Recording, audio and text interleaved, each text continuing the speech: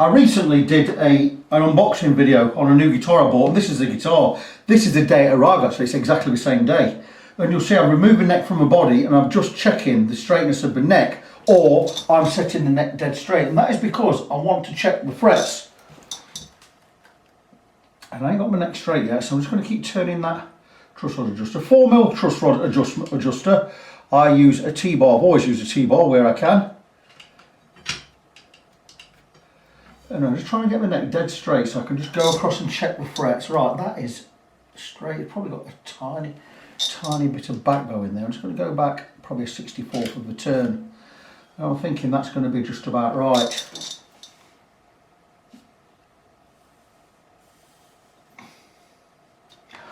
Still got the tiniest amount of relief, so I'm just going to, there you go, about a 128th of a turn there. That's a guess, by the way. Say about 3 degrees. So I'm thinking, let's have a look there. Okay, that is great. That is the neck straight. So I'm going to go across to my fret rocker of choice, GMI. You all know that. I even prefer these over the StewMac one. So the StewMac one came, it wasn't perfectly level. But I'm just going to go and check the frets, and that's because it's a brand new guitar. I've not checked the frets. I'm going to have one high one, because I will be levelling them. Quite high there. So half a fret there. I do have, where is my marker pen? I'll put it in the wrong hole. Put it in the wrong hole. Fret 3. Almost half a fret there needs levelling. I will be levelling them. I could have started the video better. I could have started full frontal with the guitar, but this is more or less following on from my unboxing video. So half a fret this side as well. So we have 2 high frets. And kind of expected this. So it's going to need, yeah, whole fret there, number 6. So it's going to need a complete fret level. Because it's my guitar, and I wouldn't do this for a client guitar, but because it's my guitar, I'm going to attempt to do it with a knot in the guitar. And it can be done, you've just got to be extra careful. But look, already 4 frets out, first 7 have got high spots. 1, 2, 3, 4.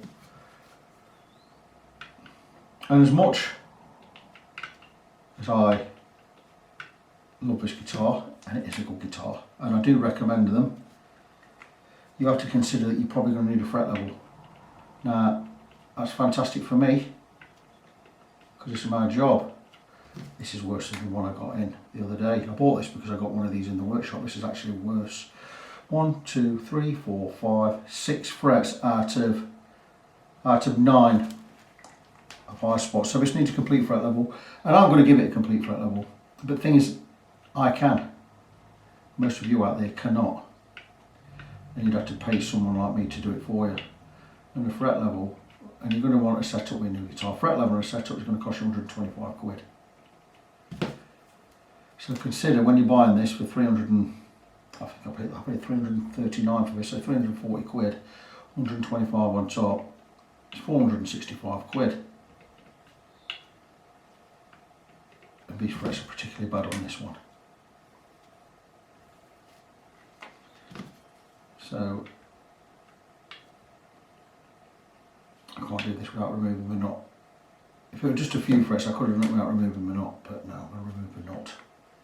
Then again, these 2 frets don't need touching, so I can leave the knot on. That's a good idea. I'll save myself a lot of time there. I'm just marking up all the frets that have high spots. And this doesn't mean they're higher than all the other frets on the guitar. It means it's higher than the one next to it. So the best way to level these frets is to level the lot. But these are particularly bad. It's as bad a neck as I've had in, I think, on a new guitar. I did one a couple of years ago on a Epiphone. It was possibly the worst neck I'd ever had in the workshop, and this one's giving it a good run for its money. So consider this when you're buying one of these guitars. It's a Squier Classic Vibe 1950s Telecaster. And virtually every fret is out. So I don't know what happens at quality control with these guitars. There was no way these frets have been checked for level. Just put in by a machine. Now the thing is, I didn't notice anything untoward when I played it. So how much of a difference is it going to make to playing a guitar or this many frets with high spots? I won't say the high frets, we'll call them high spots. But I'm a great believer that the neck is the most important part of a guitar. And as much as if it has a truss rod, the truss rod's got to work, the neck has to be made straight or be able to be straight. Because that way, with a straight neck or with relief or whatever, but with a straight neck and level frets, right, any guitar, absolutely any guitar can be a world beater. But if the neck is not able to be straight and the frets aren't level, the guitar is never going to be any good. So if the neck's not right, the guitar's never going to be right. But anyway, here we go. This is quite astonishing. The last 3 frets are fine, first 2 are fine, and there are 1, 2 in the middle. So 1, 2, 3, 4, 7 frets are fine. We're at 21 frets, so we should be 14 high ones. Let's count them. 1, 2, 3, 4, 5, 6, 7, 8, 9, 10, 11, 12, 13, 14, and there are 14. And let me just put that there for your perusal. And the black marks with the marker pen are the frets that are high spots. So I'm going to need to level them. So I'm going to level the whole lot. I'll not be faffing about, I will not be standing on ceremony. I'm not going to remove a nut, for the plain simple fact that these 2 frets are fine. So I'm only going to need to be levelling all the middle frets there. So if I'm coming across with fret levelling beam up to this fret, I'm not going to knock into the nut. I'm also going to build a ramp up to the nut, just in case I do get too close. But trust me, I ain't going to get that close. I have a little contraption, a little device here I made a while ago that sits on the end there, like so, and it creates a ramp. And I do not want to be going up that ramp, but my last port of call is going to be this fret. So once I get past this fret, I'm going to be stopping short of this area. That's just so I don't bash the nut out and cause any damage. So I'm going to be levelling all these frets. I'm just going to go across with I'm going to go across at first with a spot levelling file. I have a diamond file. Then I'm going to do it all with a levelling beam. My levelling beam of choice nowadays, I would have liked to have said GMI, but the GMI one is not that big.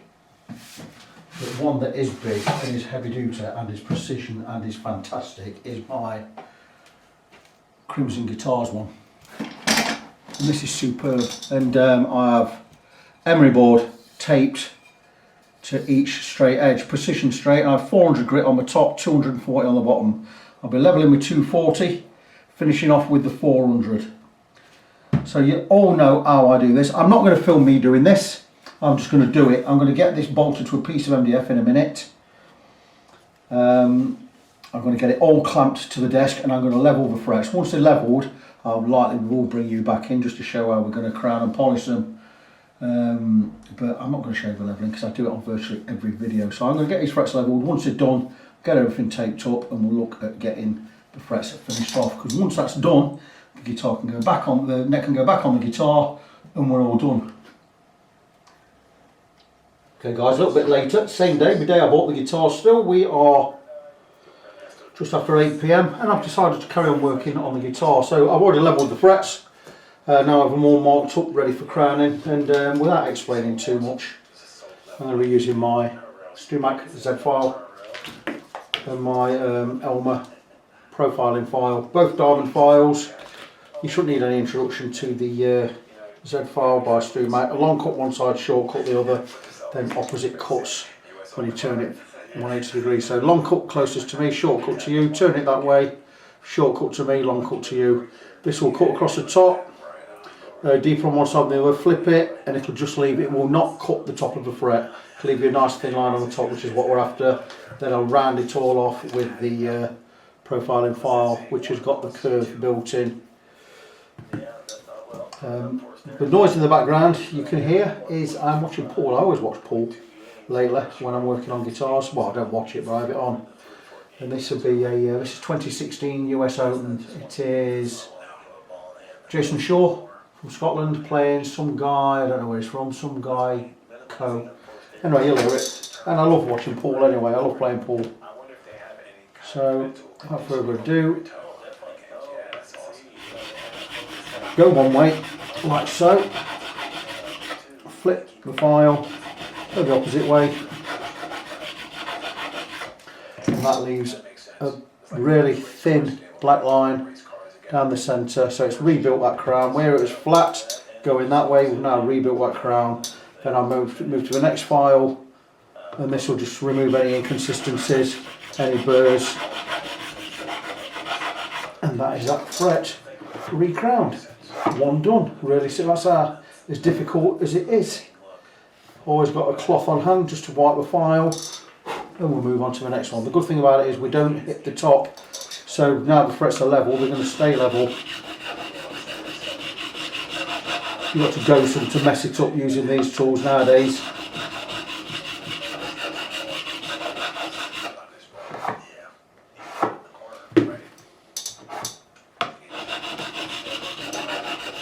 And this is not going to take long at all. And again, nice thin black line down the centre, beautifully crowned, 2 done, 19 to go. I'm going to crack on, get them done. Once that's done, I'll be ready to come back tomorrow and to get these frets polished. Once they're polished, excuse me, it's just a matter of all the tape off, neck back on the guitar, get some strings on, cut the nut slots, and the guitar will be finished. One thing before I do go, it's a shame that we're having to do fret levels on brand new guitars. Shouldn't really have to, but it's a state of things nowadays. I don't know what happened to quality control on guitars last few years, but they never seem to come in with level frets anymore. Just redoing that one, that's a little bit thick on top, maybe that's a lot better. Anyway, back tomorrow. Good morning, friends. We are next day. It's the 28th of February, year of our Lord 2021. It's 10 minutes past 6 in the morning. And some of you may recall that I don't actually work Sundays, and it is a Sunday, but I do work on my own guitars on Sundays because I'm not being paid. So I'm up this morning ready to polish these frets. And polishing, why do we polish? Well, we polish to remove the scratches and to bring the frets to a lovely shine. And to do that, we've got to get rid of all the scratches we've put in that way. So what I'll do is, I've got 6 different grits sandpaper. They're from 600, 800, 1000, followed by 1200, 1500, 2000. We go with finer grits to remove the scratches and bring them up to a lovely polish. But what I do beforehand is get some 400 grits, quite coarse. This is a different paper completely, it's a little bit thicker. It's quite coarse, and what this will do is, I don't know if you can see this way, but I've got that flat black line there with the marker.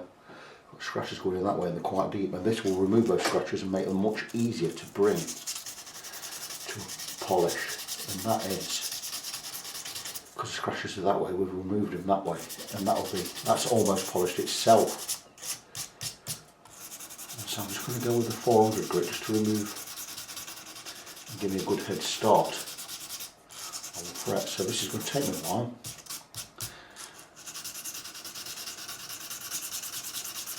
I'm going to crack on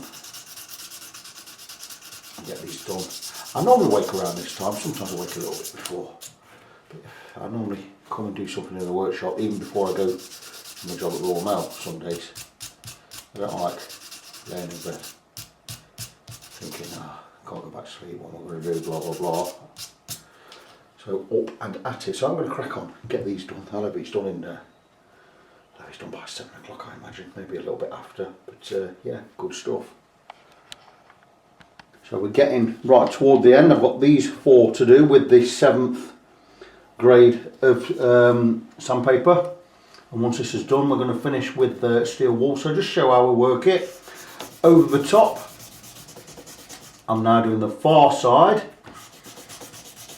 I'm going to come over and do the near side, then back over the top. And that should be enough. Like I say, 7 grits of paper, then we move along to the next fret. We'll move along the paper also. There's enough on this to do 24 frets easier. You get 8 on that section, 8 on the middle section and 8 on the other section. So you just move across. I've got plenty of sandpaper left to do this because I've not used this far edge.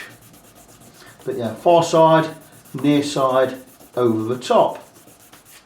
Again, move the paper across slightly, over the top, come down near side, back over, far side, and finish over the top. Again, move along. We're now moving to this part of the paper toward the centre there. 4th fret on that edge there, over the top, far side, near side, and back over the top. And I'll just eyeball them, make sure I've got everything off each fret. And these look fabulous. But they're not finished yet. And they just look great. So, give them a brush. And the final polish, super fine steel wool. I've got a piece here, only very slightly partly used. This is a super fine or extra fine. It's grade 0000. And very easy with this stuff, and this will bring it up to a beautiful glass-like shine. These will be pristine now. Straight over, pinch over, go right over the top, come into the far side, come into the near side, and finish over the top. And trust me, friends, that is beautiful, a work of art. So we have the frets levelled, we have them crowned, and now we have them polished. And that's 2 done. I've got 19 more to do. Once that's done, we're going to peel off the tape and reveal how wonderful these frets look. And here's the best bit. Glove off, peeling back the tape. Now you'll see why I put that long strip down the side. It's so I can lift it all up basically in one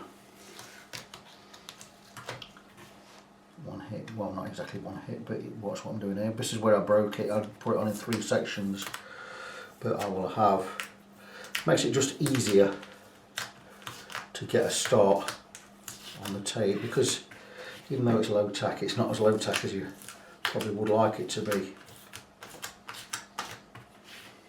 But this way it gives us a start. We don't have to dig his nails into the lacquer or what have you. Look how much easier that is. And there you go. And this enables us to just remove the tape from between the frets that little bit easier. So there you go.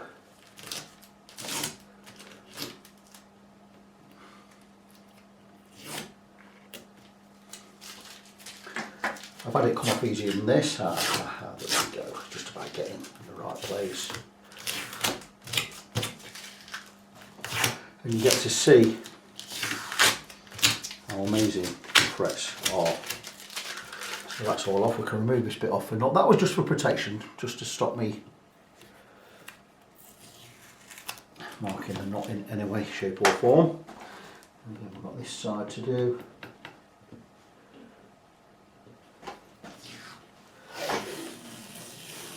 And there you go. And that is all off, and there is the neck all done.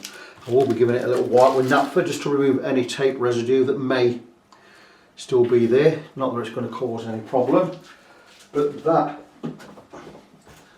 is the frets all done. They look superb.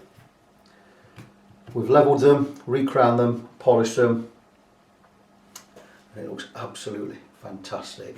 So I'm going to stick that back on the guitar. I will set it up, carve the nut slots. I'll show a little bit more of that a little bit later on. I'll probably not show you doing all the work, but I'll show you the end result. Welcome back, friends. I've had a little bit of a tidy up in the workshop today. Well, I say, yeah, it's taken me, it's 10 to 1 now. I've not done any guitar work whatsoever. And but the workshop looks really, really tidy. I've got a lot more space, things are a lot more organised. I've got some guitars packed over there to go out by parcel force tomorrow. what I found out at Parcel Force, because Parcel Force don't insure musical instruments above £100, I found a company who will insure any parcel to anywhere in the world, and I've got that parcel insured. It's got my Hamer in it. I've got it insured for £1,000. It's cost me £8 with Secure Sus, SECURSUS.com. Cost me £8. You must make sure you pack your box right though. I've got that. It's in a hard case and in 2 double thickness boxes, or double, what we call double flute boxes. I used to be in the boxing game, not fighting, but cardboard boxes. But anyway, back to this Telecaster. So yes, leveled the frets, recrowned them, polished them, got the neck back on the guitar, going with the same strings, like so. No point chucking brand new strings away, is there? I'm not removing any of the cellophane off the pickup or the scratch plate yet. But what I am going to be doing is I'm going to be cutting the nut. Now, what you must always be careful of when cutting a nut is tape up this side, because if you slip with a file, you're likely to cut a little groove on that end of the fingerboard bit there. You don't want to do that. So I've got 2 layers of tape there, but always make sure your file's going more or less horizontal anyway. It might even be an idea just to tape up these first few frets. I don't, but I know what I'm doing. But anyway, so where I am at today, or where am I today? I'm just going to make sure everything's cleaned up on here. A little tiny nick in the fingerboard. I must have done that with the file. Oh well, not a problem. Not a problem at all. Not for me. So yeah, I'm going to stick some strings on, or put these strings back on, and then I'm going to look at these nut slots once I've got the setup done. So I shall come back when I've got the strings all up to tension. I've got the action I want, I've got the amount of relief I want in the neck, I've got the radius set. I might even show you most of that. So let me just get the strings on and I'll bring you back in. I scooted off in front a little bit, as I do. I can't help myself. So I'll tell you what I've done off camera. Set the radius on the saddles by means of a radius gauge. And this is a radius gauge.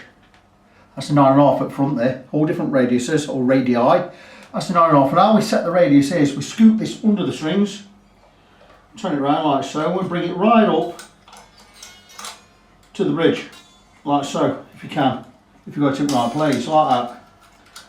And what we're going to attempt to do is, and what we want to set the 2 outside strings to where we want them to be, like on the treble side for instance, 1.5mm above 12th fret, that's the bottom of the string.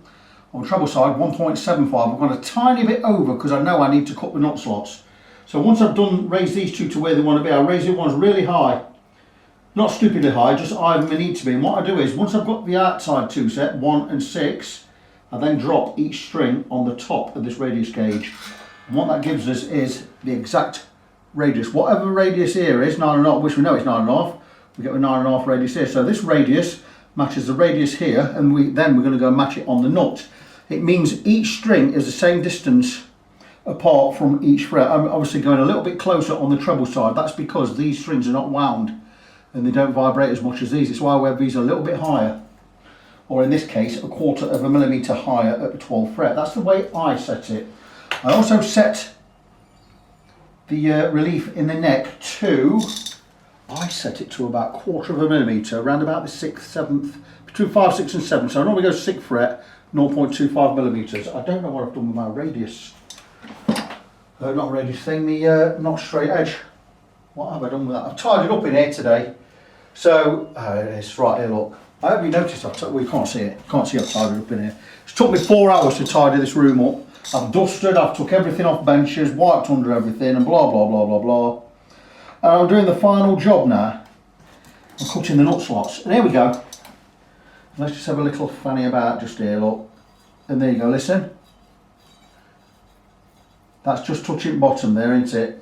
That's a little bit, it should be 0.25, that's 0.3, so I may be a little bit high. I could live with 0.3. Normally go 0.25, around about this area.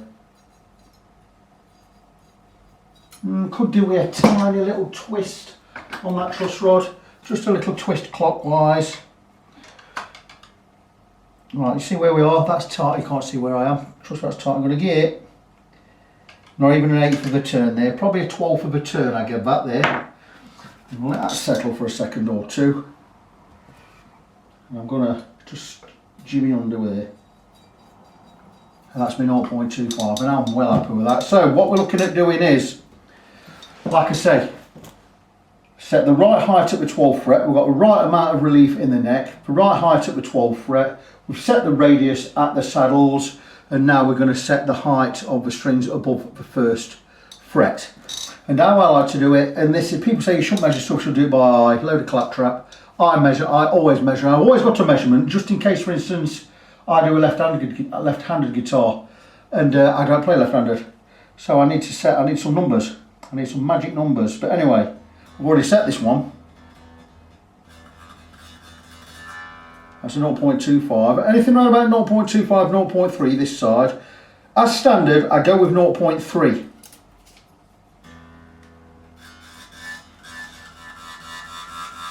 Okay, with 0.3 is just buzzing. That's perfect. Now this next one, I'm going to go a bit less than 0.3, about 0.275ish. So that is a little bit high, only a little bit. You see here, like I said, we tape up this area, just in case we hit it with a file. We don't hit it with a file. The files I'm using are my Hosco Precision nut slotting files. These are brilliant. These cut a proper U shape or a semicircle. These are expensive. I think I paid 125 quid for the set of 11, but they're worth every penny. So I've already done, I've cut in these for 1046 set. I may even go with 1149s later, but 1046 set will do for now. So I've just done my 46, here's the 36. And what we're going to do is we're going to cut level. So we need to make sure we're level with the file. We don't want to hit the frets, because if we scratch them, we're going to be leveling them and polishing them again. And all we're going to do is, don't forget these are cut for a 942 set. So we're going to, basically we're widening these slots. Not really removing that much material or making them deeper. We're going to widen them first, and we're just going to check.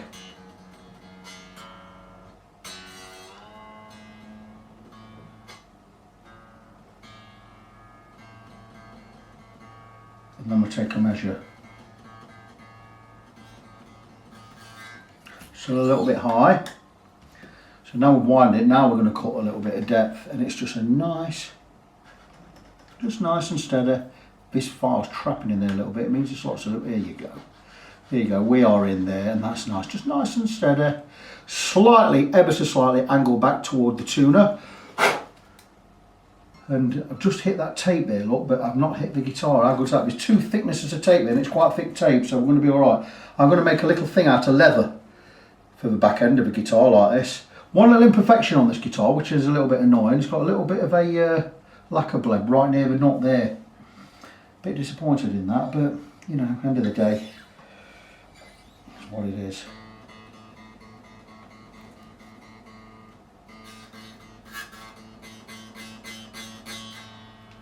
So just buzz it on 0.3. I'm going to hit it with 0.25 and I want less of a buzz. But I'd like to be about 0.75 on that.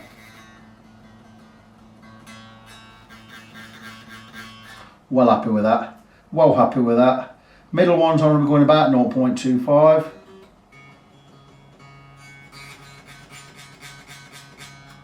That's already there. So what I'm going to do is I'm not going to cut that deeper.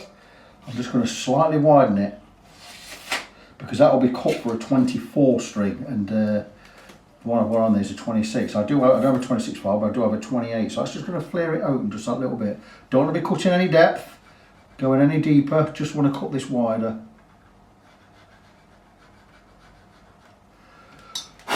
And I think, because what we don't want is we don't want these strings pinching in there, and that's not pinching. That's sat perfect.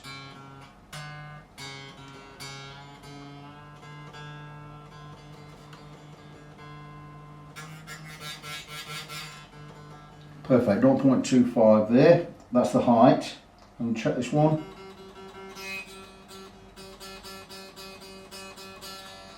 Again, that's fine. I'm just gonna, this nut's cut really, really well. It's cut how it should be cut. Very impressive. The middle ones, well, the middle strings are fine, the outer strings need a little bit of work, but there you go. So we've done the 46 for 36 and the 26. This will be a 17, no I don't have a 17, but I do have a 16, so we're going to go with the 16 and we're just going to slightly flare this open just a little bit. Again, we're not cutting any depth, we're just making it a little bit wider. Just try to stick in there a little bit, that is, but that seems alright. It feels like there's a bit of gunk in there.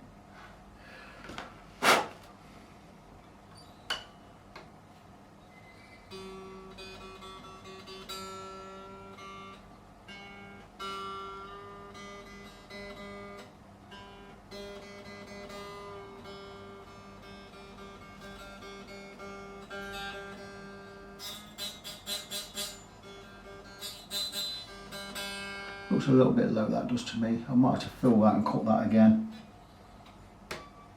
It is still sticking in there, look. If I have to drop a little bit of bicarb in there and a bit of super glue, that's no big deal to me.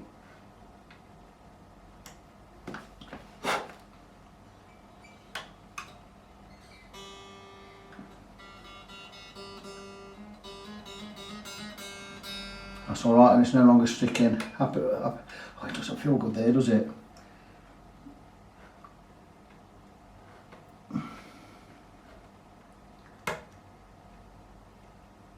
It is a bone nut, which is surprising. You don't get bone nuts on fenders nowadays. Looking at the last two now, 13 and the 10, and I do have the right files for this. Put 16 away. I suppose I didn't include a 17 rather than a 16, but then again you'd be numbing and ahhing about the when you go 14 string. So 13, we're just going to check this. I want to be like 0.2 on that side, maybe even a little bit less. 0.15. I've gone down to 0.1 on these before, but I think 0.15 is pretty good. Probably about 0.15 on this.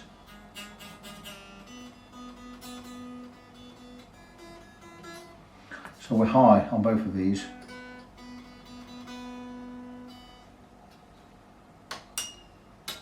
Going with 13, again nice and steady. These files are sharp.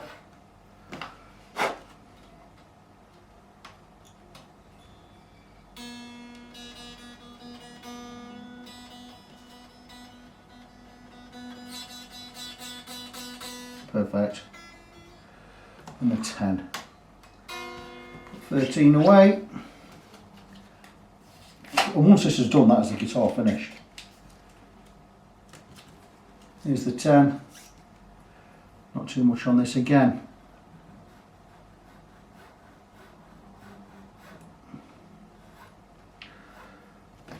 Just making sure we have the width.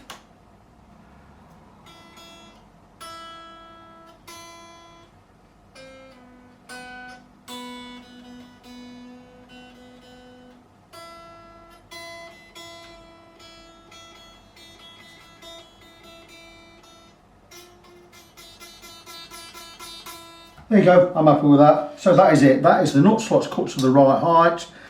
I'm going to remove this tape, remove the strings. I'm going to ever so slightly just carve the top of this nut because it is bending slightly the wrong way. It's actually bent, it's actually, the slant is that way rather than that way. It looks almost as if it's on backwards. It's actually on straight. I'm just going to carve that back a little bit. So once that's done, I'll bring you back in and we'll finalise this video. Here we are, all done. And remember, I've not pulled off the cover on the pickup and I've not pulled off the cover on the scratch plate. Not yet. I will do in time. But there you go. So what do I think? Now, I know these guitars are held in quite high regard amongst many people, and with good reason. But are they worth the £339 you pay for them? Now consider, the pickups are not going to be everybody's cup of tea, I'll tell you that, for starters, because I have had a standard, American Standard, a good one, a 2008 one of the better ones, and the pickups in that were astonishing, especially the neck pickup. It was out of this world. It was just so good. So I don't particularly think these pickups are anywhere near that standard. I don't think they are that good. Not saying they're bad.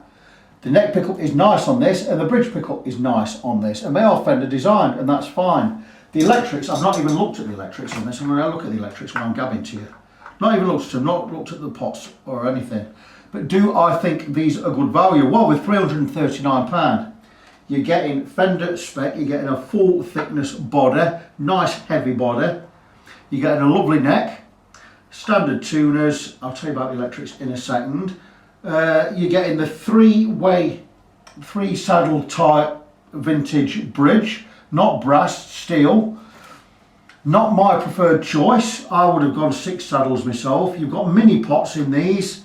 You get full-size CTS pots in a Fender. So mini pots. So yeah, they've saved a bit of money in places. Let me just look at the neck pickup. 1 wire, 2 wires. Just wondering if you could split that for 4-way. So do I think these are good value? Now then, this is the second one of these I've had in. I had one in last week, which needed a complete fret level. It had 14 high frets. But I did like it. I went and bought myself one. This is the second one I've had in a week. On mine also, probably worse than the other neck. 14 high frets on this one. So out of 2 out of 3 frets have had high spots. That means chances are that when you buy one of these guitars, you're going to need a fret level. For a fret level with a setup, I charge £120. And that's not cheap. It is cheap because it's 4 or 5 hours work. It's a lot of time. Considering you have to take the nut out, remove the nut and replace it. If you knacker the nut, there's always a chance you're going to knacker the area, lacquered area, blah, blah, blah, blah, blah. So I'm taking a big risk. As long as you know that before I do it, then you commission the work and I say, look, if that happens, tough. I'll fix it best I can, but it could happen. So considering you're likely going to need a fret level, that puts another £120 on the job. That takes your £339 guitar, say let's call it 340, knocks it up to 460 quid.